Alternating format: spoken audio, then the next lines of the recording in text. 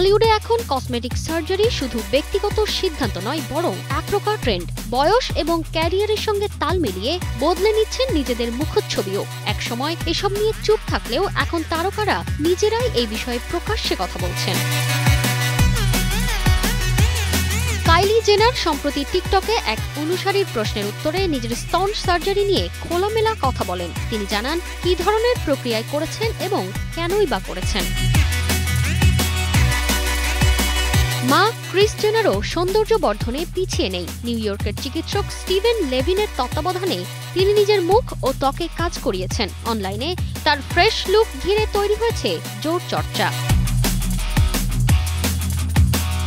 Ricky lake জনপ্রিয় TV show ব্যক্তিত্ব এক লাইভ অনুষ্ঠানে বলেন তিনি মুখের নিচের অংশ ও গলার লিফট করিয়েছেন। সার্জনের নাম জানিয়ে রিকি বলেন অনেককেই তার কাছে পাঠিয়েছি।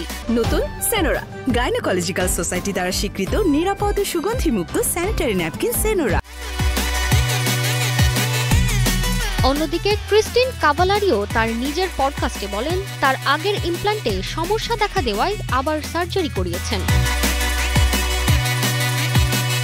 টিশা ক্যাম্পবেল মার্টিন সিরিজের তারকা জানিয়েছেন তিনি মামি মেকওভার করিয়েছেন। তার কথায়, আমি একজন সিঙ্গল মা, এখনো ডেটিং করি না, নিজেকে ভালো লাগার জন্যই এই সার্জারি করেছি। তবে এর মাঝে কেউ কেউ রয়েছেন একেবারে চুপ, যেমন লিন্ডসে লোহান।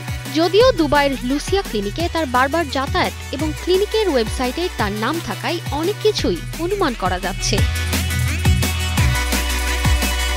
সৌন্দর্য আজকাল আর স্বাভাবিক নয়, তা হয়ে উঠেছে পরিকল্পিত। তারকারা নিজেরাই বলছেন সৌন্দর্যবর্ধন আর ট্যাবু নয়, বরং নিজের শরীরের ওপর অধিকার। আর এই স্বচ্ছতা ও ব্যক্তি স্বাধীনতার যুগে হয়তো এটাই হলিউডের নতুন নরমাল বিষয়। তারকিবা ফারুহি, কালের কণ্ঠ।